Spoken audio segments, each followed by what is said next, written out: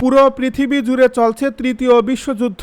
আমাদের হাতে এসেছে এ বিশ্বযুদ্ধের গুরুত্বপূর্ণ সব আপডেট সংবাদের শিরোনাম। শুরুতেই থাকছে বাবাল মানদেব প্রণালীর কাছে হামলায় কার্গো জাহাজের 2 ক্রু নিহত। এবারে জানিয়ে দিব ইরান নিজেদের অপরাজয় শক্তি হিসাবে প্রমাণ করছে দাবি আরাকচির। এদিকে ড্রোন হামলায় লিবিয়ায় তেল শোধনাগারে ভয়াবহ আগুন। আরও থাকছে লোহিত সাগরে জাহাজে হুতিদের হামলায় নিহত 3। সব শেষে জানিয়ে দিব ট্রাম্প আমাদের অবৈধ যুদ্ধে জড়িয়েছেন দাবি চাক শুমারের। এতক্ষণ শুনছিলেন হাতে থাকা আপডেট সংবাদের শিরোনাম, এবারে বিস্তারিত। তবে তার আগে অনুরোধ রইল ভিডিওটিতে একটি লাইক এবং কমেন্ট করে জানিয়ে দিন ভিডিও সম্পর্কে আপনার মূল্যবান মতামত। আরও জানিয়ে দিন ভিডিওটি কোথা থেকে দেখছেন বা কোন জেলা থেকে দেখছেন। বাবাল মানদেব প্রণালীর কাছে হামলায় কার্গো জাহাজের 2 ক্রু নিহত। ব্রিটিশ সামুদ্রিক নিরাপত্তা সংস্থা ভ্যানগার্ড জানিয়েছে ইয়েমেনের দক্ষিণ উপকূলের কাছে বাবাল মানদেব প্রণালীর কাছে একটি কার্গো জাহাজে হামলায় অন্তত 2 জন নিহত হয়েছেন।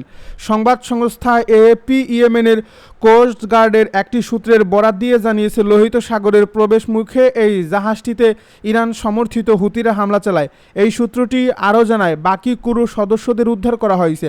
এএপিকে আরেকটি সূত্র এই ঘটনার সত্যতা নিশ্চিত করেছে। ওই সূত্র জানায় উদ্ধার অভিযান চলাকালে এই জাহাজটি আরও একটি হামলার লক্ষ্যবস্তু হয়। ওদিকে ভ্যানগার্ড জানিয়েছে নিহত 2 জন হলেন একজন পাকিস্তানি নাগরিক এবং একজন ইন্দোনেশিয়ার নাগরিক। এছাড়া আরও 4 জন আহত হয়েছে। আহতদের মধ্যে 3 জন পাকিস্তানি নাগরিক এবং একজন ইন্দোনেশিয়ার নাগরিক। এই সংস্থাটি আরও জানিয়েছে এই হামলার পর ইয়েমেনি নৌবাহিনী জাহাজটিকে সহায়তা করতে এগিয়ে আসে, কিন্তু তাদের লক্ষ্য করেও গুলি চালানো হয়, যার ফলে হতাহতের ঘটনা ঘটে। এর আগে ব্রিটিশ মেরিটাইম ট্রেড অপারেশনস কর্তৃপক্ষ জানিয়েছে ওমান সাগরে একটি তেলবাহী ট্যাঙ্কার ও সামরিক বাহিনীর মধ্যে একটি ঘটনার খবর তারা পেয়েছে।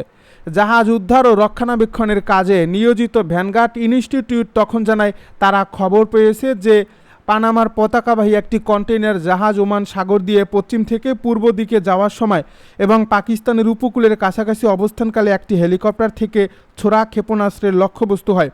ক্ষেপণাস্ত্রের এই আঘাতে জাহাজে আগুন ধরে গেলেও তা নিয়ন্ত্রণে আনা হয়।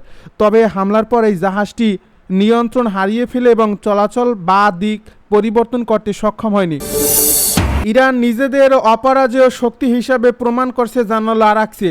ইরান বিশ্বের কাছে নিজেদের একটি কঠোর ও অপরাজেয় শক্তি হিসেবে তুলে ধরতে সক্ষম হয়েছে বলে মন্তব্য করেছেন দেশটির পররাষ্ট্রমন্ত্রী আব্বাস আরাকচি। সংবাদ মাধ্যম আল জাজিরার এক প্রতিবেদনে তার এই বক্তব্যের কথা জানানো হয়। এক টেলিভিশন সংবাদ সম্মেলনে আরাকচি বলেন, আমি বিভিন্ন দেশের পররাষ্ট্রমন্ত্রী এবং উচ্চপদস্থ কর্মকর্তাদের কাছ থেকে এই কথা বহুবার শুনেছি যে আপনারা ইরানিরা এক অলৌকিক ঘটনা ঘটিয়েছেন, পুরো বিশ্বকে তাক লাগিয়ে দিয়েছেন। তিনি আরও বলেন, কেউ ভাবতেও পারেনি যে ইরান এভাবে যুক্তরাষ্ট্রের বিরুদ্ধে প্রতিরোধ গড়ে তুলতে পারবে। এ প্রসঙ্গে যুক্তরাষ্ট্রের পেছনে ইসরায়েল, পশ্চিমা বিশ্ব এবং আরও কিছু দেশের পূর্ণ সমর্থন ছিল বলেও উল্লেখ করেন তিনি। ড্রোন হামলায় লিবিয়ায় তেল শোধনাগারে ভয়াবহ আগুন। লিবিয়ার রাজধানী ত্রিপোলির পশ্চিমে অবস্থিত জাওরিয়া তেল শোধনাগারে ড্রোন হামলার পর ভয়াবহ আগুন ছড়িয়ে পড়ছে। আগুন নিয়ন্ত্রণে জরুরি সেবা সংস্থাগুলো কাজ করছে।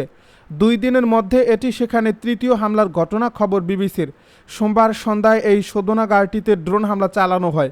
দেশটির ন্যাশনাল ওয়েল কর্পোরেশন জানিয়েছে এই হামলায় প্রায় 45 লাখ লিটার জ্বালানি ধারণ ক্ষমতা একটি ট্যাঙ্কে সরাসরি আঘাত লাগে। এতে এই ট্যাঙ্কারটিতে আগুন ধরে যায় এবং এক পর্যায়ে সেটি ধসে পড়ে। এই হামলা অব্যাহত থাকলে শোধনাগারটির কার্যক্রম সাময়িকভাবে বন্ধ করার বিষয়টি বিবেচনা করা হচ্ছে বলেও জানিয়েছে এনওসি। লিবিয়ার অ্যাম্বুলেন্স অ্যান্ড ইমার্জেন্সি সার্ভিস মঙ্গলবার জানায় আগুনে কোনো গুরুতর আহতের খবর পাওয়া যায়নি। বেশিরভাগ রোগীকে ধোঁয়ায় শ্বাসকষ্টের কারণে চিকিৎসা দেওয়া হয়েছে। জাওজিয়ায় এই শোধনাগারটি লিবিয়ার সবচেয়ে বড় চালু তেল শোধনাগার। প্রতিদিন প্রায় 1,20,000 ব্যারেল তেল পরিশোধনের সক্ষমতা রয়েছে এর। এনওসি জানায় গত কয়েকদিন জাওজিয়ায় একই ধরনের আরও হামলার ঘটনা ঘটছে। এর মধ্যে একটি ন্যাপথা সংরক্ষণাগার ও একটি পানি বিশুদ্ধকরণ কেন্দ্রে 2টি ড্রোন হামলাও রয়েছে। এসব হামলার পিছনে কারা রয়েছে তা তদন্ত করে বের করতে কর্তৃপক্ষের প্রতি আহ্বান জানিয়েছে সংস্থাটি। লোহিত সাগরে জাহাজে হুতিদের হামলায় নিহত 3। ইরান সমর্থিত ইয়েমেনের সশস্ত্র গোষ্ঠী হুতিদের হামলায় লোহিত সাগরে একটি বাণিজ্যিক জাহাজের ৩ ক্রু নিহত হয়েছেন। মঙ্গলবার এ অঞ্চলের বাব আল মান্দেব প্রণালীতে এই জাহাজটি হামলা চালানো হয়। বার্তা সংস্থা রয়টার্সের এক প্রতিবেদন এই তথ্য জানিয়েছে ইয়েমেনের সরকারি বাহিনীর 2 সামরিক কর্মকর্তা ও দেশটির কোস্ট গার্ড সূত্র। এর প্রতিবেদনে সামুদ্রিক নিরাপত্তা সংশ্লিষ্ট সূত্রগুলো জানিয়েছে তানজানিয়ার পতাকাবাহী তিহা মাহো নামের একটি জাহাজে এ হামলা হয়।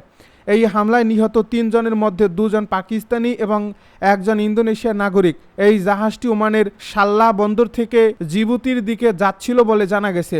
ফেব্রুয়ারির শেষের দিক যুক্তরাষ্ট্র ও ইসরায়েল ইরানের হামলার পর মধ্যপ্রাচ্য সংঘাত নতুন করে ছড়িয়ে পড়ার পর জাহাজে হুতিদের হামলায় প্রাণহানির এটি প্রথম ঘটনা। এর আগে গত মাসে সৌদি আরবের বিরুদ্ধে লোহিত সাগরে নৌ অবরোধ ঘোষণা করে হুতিরা। তাদের দাবি ইয়েমেনের উপর অবরোধ আরোপ করছে রিয়াদ, তবে রিয়াদ এ অভিযোগ অস্বীকার করেছে। ডোনাল্ড ট্রাম্প আমাদের অবৈধ যুদ্ধে জড়িয়েছেন, চাক শুমারের মন্তব্য।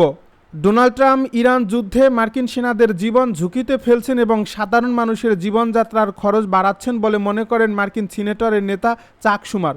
মঙ্গলবার সামাজিক যোগাযোগ মাধ্যম এক্সে দেওয়া এক বার্তায় তিনি ট্রাম্পের নেতৃত্বের সমালোচনা করেন। এক্স বার্তায় চাক শুমার লিখেন, ডোনাল্ড ট্রাম্প আমাদের একটি অবৈধ যুদ্ধে জড়িয়েছেন। তিনি তার এই অবৈধ যুদ্ধে হেরে যাচ্ছেন এবং এখান থেকে বের হওয়ার কোনো পথ তার জানা নেই। তিনি আরও বলেন, তার কৌশল, শৃঙ্খলা এবং গুরুত্বের সঙ্গে আলোচনা করার দক্ষতার অভাব আমাদের সৈন্যদের বিপদে ফেলছে এবং সাধারণ আমেরিকানদের জন্য নিত্যপণ্যের দাম বাড়িয়ে দিচ্ছে। ট্রাম্পকে ব্যর্থ উল্লেখ করে চাক শুমার যোগ করেন, ট্রাম্পের নেতৃত্ব সম্পূর্ণভাবে ব্যর্থ হয়েছে।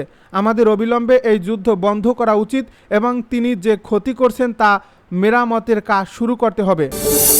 পুরো পৃথিবী জুড়ে চলছে তৃতীয় বিশ্বযুদ্ধ। আমাদের হাতে এসেছে এ বিশ্বযুদ্ধের গুরুত্বপূর্ণ সব আপডেট সংবাদের শিরোনাম। শুরুতেই থাকছে ইরান হরমুজ প্রণালী খুলে দিলেই পারমাণবিক চুক্তি ছাড়তে রাজি ট্রাম্প। এবারে জানিয়ে দিব ইয়েমেনের সৌদি সমর্থিত সেনা ঘাঁটিতে হুতিদের হামলায় নিহত 30। আরও থাকছে ইরানের উপর চাপ অব্যাহত রাখবে যুক্তরাষ্ট্র, জানালো জেডি ভ্যান্স। সব শেষে জানিয়ে দিব রাশিয়ার ট্যাঙ্কারে বিস্ফোরণের পর ওমান উপকূলে ছড়িয়ে পড়ছে তেল। এতক্ষণ শুনছিলেন হাতে থাকা আপডেট সংবাদের শিরোনাম, এবারে বিস্তারিত। তবে তার আগে অনুরোধ রইল ভিডিওটিতে একটি লাইক এবং কমেন্ট করে জানিয়ে দিন ভিডিও সম্পর্কে আপনার মূল্যবান মতামত। আরও জানিয়ে দিন ভিডিওটি কোথা থেকে দেখছেন বা কোন জেলা থেকে দেখছেন। ইরান হরমুজ প্রণালী খুলে দিলেই পারমাণবিক চুক্তি ছাড়তে রাজি ট্রাম্প। ইরান হরমুজ প্রণালী পুরোপুরি খুলে দিলে তেহরানের সঙ্গে আনুষ্ঠানিক পারমাণবিক চুক্তির দাবি ছেড়ে দিতে পারেন মার্কিন প্রেসিডেন্ট ডোনাল্ড ট্রাম্প। যুক্তরাষ্ট্রের দ্য ওয়াল স্ট্রিট জার্নালে খবর জানিয়েছে, প্রতিবেদনে বলা হয় ইরানকে একটি চূড়ান্ত পারমাণবিক চুক্তি করতে চাপ দেওয়ার বদলে তেল পরিবহনের অন্যতম প্রধান কৌশলগত জলপথ হরমুজ প্রণালী দিয়ে জাহাজ চলাচল স্বাভাবিক হওয়াকেই ওই অঞ্চলে সামরিক অভিযান শেষ করা এবং বিদ্যমান যুদ্ধবিরতির মেয়াদ বাড়ানোর ভিত্তি হিসাবে মেনে নিতে পারে ট্রাম্প প্রশাসন।